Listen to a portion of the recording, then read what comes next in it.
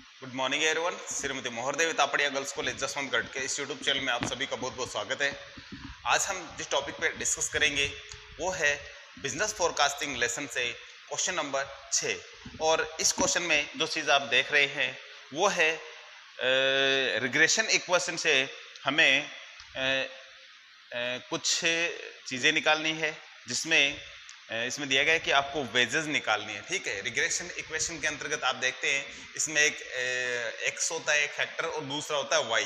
तो इसमें एक फैक्टर जो दिया होता है और दूसरा वाला हमें क्या निकालना पड़ता है। यदि एक्स दिया है तो वाई निकालना होता है, और वाई दिया है तो एक्स निकालना होता है। तो इस तरीके से इसमें कोरिलेशन यानी सहसंबंध का भी सहयोग लेना पड़ता है। सहसंबंध के माध्यम से, स्टैंडर्ड डिविएशन के माध्यम से जो हमारे फॉर्मूला पूरा तैयार होता है उससे हम है जो कि ये चीज़ें जो निकाल सकते हैं। ठीक है, यानी सारा का सारा इसमें ऑल ओवर फोरकास्टिंग होता है, अनुमानित आंकड़े निकालने होते हैं। लेकिन किस माध्यम से निकालते हैं हम अनुमानित आंकड़े, ये फोरकास्टिंग करने का जो वो है रिग्रेशन इक्वेशन। तो रिग्रेशन इक्वेशन में यानी सहसंबंध, जो प्रतिगमन समीकरण इसको बोलते हैं, सहसंबंध की सहायता से होता है ये।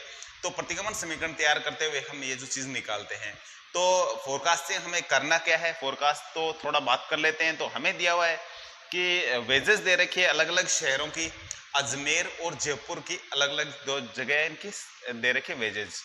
अजमेर की जो वेजेस इसको हमने वाई माना, एक्स माना है, और जयपुर की जो वेजेस इसको हमने वाई माना है। क्यों? क्योंकि हम जो रिग्रेशन इक्वेशन बनाएंगे उसमें एक फैक्टर हमें एक्स लेना है, दूसरा लेना है वाई। तो इस तरीके से हमने इनको उसी अनुरूप है जो हमने इनको कर लिया है। तो हमने अजमेर को एक्स और जयपुर को हमने इसको है जो वाई मान लिया है। अब हमें यहाँ दिया गया है एवरेज जो वेजेज है एक्स की, ये क्या है अजमेर। तो औसत मजदूरी अजमेर की वो कितनी दे रखी है 12। ठीक है, ये रुपीज है। और जो एवरेज वेजेज है जो वाई की, वाई यानी जयपुर, इसकी दे रखी है 18 रुपए। और स्टैंडर्ड डिविएशन मानक विचलन इसको बोलते हैं, ये दे रखा है 2, जो कि किसका है एक्स जो अजमेर है अजमेर का, और ये जयपुर का है स्टैंडर्ड डिविएशन, ये है 3। रिग्रेशन दे रखा है यानी सहसंबंध दे रखा है इनका, वो है 0.67। और इन सभी को एक फॉर्मूले में हम रखेंगे और फॉर्मूले के माध्यम से इस चीज़ को क्लियर करते हुए हम जो चीज़ें निकालेंगे। तो चलते हमारे टॉपिक पे। तो सबसे पहले हम जानना है कि हमें क्या करना है। तो इसमें पहले ये थोड़ा सा और देख लेते हैं। To find out the wages at Jaipur, हमें जयपुर में वेजेस को फाइंड आउट करना है यानी निकालना है, देखना है। व्हेन, जब weekly wages at Ajmer are 20 rupees, कि अजमेर में 20 रुपये है तो जयपुर में क्या जो वीकली जो मजदूरी है वो क्या होगी। तो हमें ये जो मजदूरी निकालनी है किसमें, जयपुर में। जयपुर को हमने वाई माना है, तो इसलिए ये समीकरण का जो रिग्रेशन इक्वेशन जो है समीकरण है, जो ये किस तरीके से बनेगा, ये वाई का एक्स पे बनेगा। ठीक है, जिसको निकालना है उसको पहले लिखते हैं।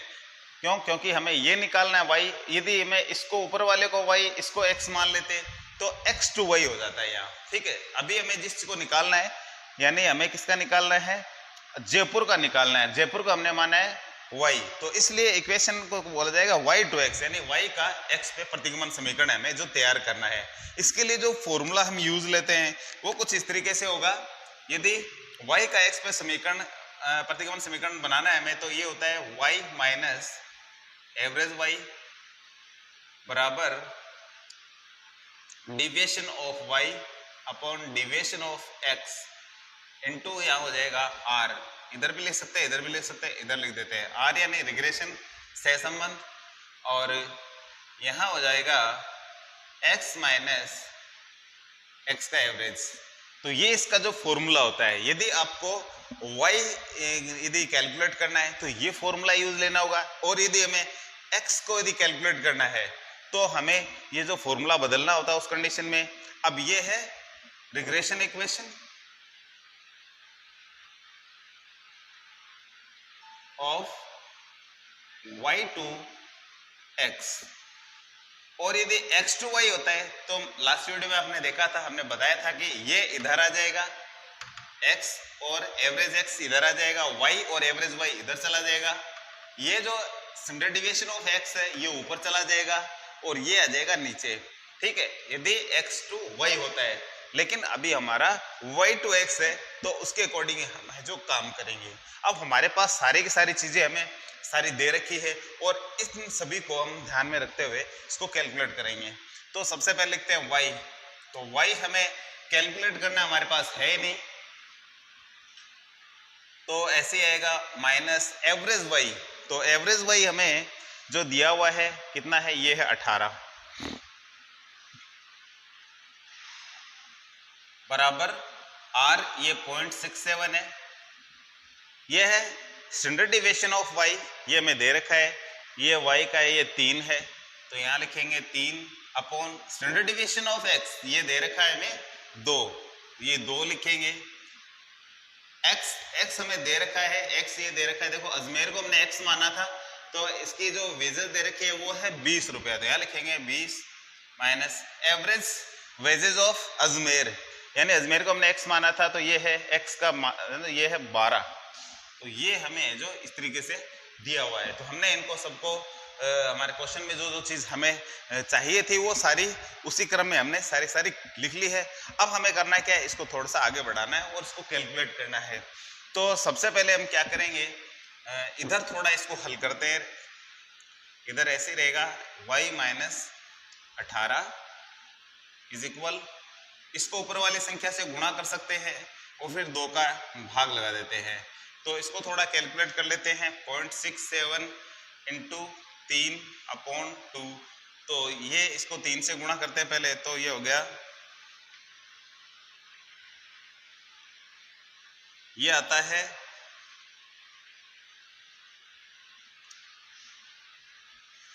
2.2 और ये आ गया 01, ठीक है 2.010, तो इस 0 को हटा देते हैं, 2.01 ही आता है। अब 2 से इसको कर देते हैं डिवाइड, तो आएगा 1.0 क्या आ जाएगा 5। तो इस तरीके से जो यहाँ इसको जो कैलकुलेट किया है इसकी वैल्यू इतनी आएगी, तो यहाँ लिख देता हूँ मैं 1.05, नीचे से इसको भाग लगा के हमने यहाँ हल करके इसको दिखा दिया है कि किस तरीके से है जो ये यहाँ हमने इसको लिया है। अब क्या करना है हमें, अब हमें आगे वाली संख्या है इसको थोड़ा सही करना है, इसमें से इसको घटा देंगे तो कितना आ जाएगा, यहाँ 8 बच जाएगा। अब इसको इससे गुणा करना है, तो सबसे पहले इसको गुणा कर लेते हैं, तो ये आ गया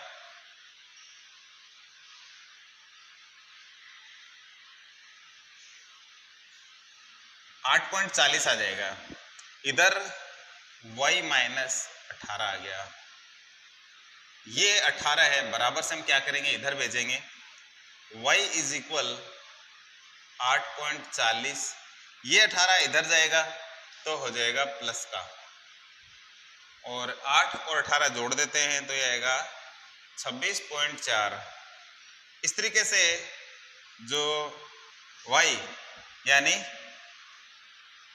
जयपुर की जो वेजेज है वो कितनी आई है, वो आई है 26.4, और अजमेर की हमें दे रखी थी वो थी 20 रुपया। तो इस तरीके से इस फोरकास्टिंग मेथड से हम दो यदि कोई फैक्टर है उनके बीच में यदि कोई रिलेशन के माध्यम से रिग्रेशन में जो इक्वेशन इसके माध्यम से कोई आकलन करना चाहे या फोरकास्ट करना चाहे तो आसानी से कर सकते हैं। देख सकते हैं आप, हमने अभी इन आंकड़ों की सहायता से जो सारी चीज़ है जो कैलकुलेट करी है, और इसके अलावा जो लीस्ट स्क्वायर मेथड थी उसमें भी आपने देखा था कि उससे भी हम निकाल सकते हैं आंकड़े, लेकिन उसके बजाय इसमें थोड़ा इजी रहता है क्योंकि इसमें एक तो फॉर्मूला बिल्कुल छोटा होता है और कैलकुलेशन भी ज़्यादा बड़ी नहीं होती, छोटी होती है। जो लीस्ट स्क्वायर मेथड है उसमें कैलकुलेशन भी बड़ी होती है। तो इस तरीके से देखा जाए तो ये जो रिग्रेशन इक्वेशन मेथड है ये काफ़ी सरल है और बहुत ही इजी है। इसमें बस थोड़ा सा ध्यान ये रखना होता है कि इसमें बेसिक जैसे कि मान लो फैक्टर हमारे x और y है उनका ध्यान रखना होता है। इनमें से एक चीज़ दी होती है, एक चीज़ हमें कैलकुलेट करके निकालनी होती है। इसके अलावा इनका एवरेज हमारे पास होना चाहिए, ठीक है, जैसे कि x और y दो फैक्टर है, इनके एवरेज हमें दे रखे हैं। इसके अलावा इनके डिविएशन होने चाहिए x और y के दोनों के, तो वो भी हमारे। इसके अलावा हमें चाहिए वो है r, यानी जो कोरिलेशन सहसंबंध, ठीक है। तो इसको आर ये सिंबल है, इसको कोरिलेशन बोलते हैं, सहसंबंध होता है ये। तो ये मुख्य ये 5 चीज ये, और इनमें से दोनों में से एक चीज दी होती है, जैसे कि अजमेर में दे रखा है हमें ये x बराबर यहाँ लिख सकते हैं कि 20 है, ठीक है। यहाँ यदि लिखना चाहे तो यहाँ लिख सकते हैं कि ये 20 है। तो हमें ये कैलकुलेट करना है कि ये y कितना होगा, ठीक है। तो हमने आपको ये भी बताया कि यदि फेरबदल कर दिया जाए, किसी को x किसी को और y से, और दूसरे को यदि चेंज करोगे तो आंसर भी उतना ही आएगा, कोई फर्क नहीं पड़ेगा। लेकिन जो इक्वेशन है वो थोड़ा सा बदल जाएगा, ठीक है। उस कंडीशन में यदि आप x को y मान लो, y को x मानोगे तो फॉर्मूला बदलेगा और कुछ नहीं होगा, और आप आसानी से क्वेश्चन को कर सकते हो। तो आज की वीडियो में आपने मेरे ख्याल से समझ गए इस वीडियो को देख करके कि किस तरीके से रिग्रेशन इक्वेशन में आप है जो फोरकास्टिंग कर सकते हो, अनुमान लगा सकते हो किसी प्रकार के आंकड़ों का। तो आज की वीडियो में इतना ही, मिलते हैं नेक्स्ट वीडियो में। तब तक के लिए धन्यवाद। अपने वीडियो को लाइक कीजिए, शेयर कीजिए, यदि चैनल को सब्सक्राइब नहीं किया तो जरूर करें।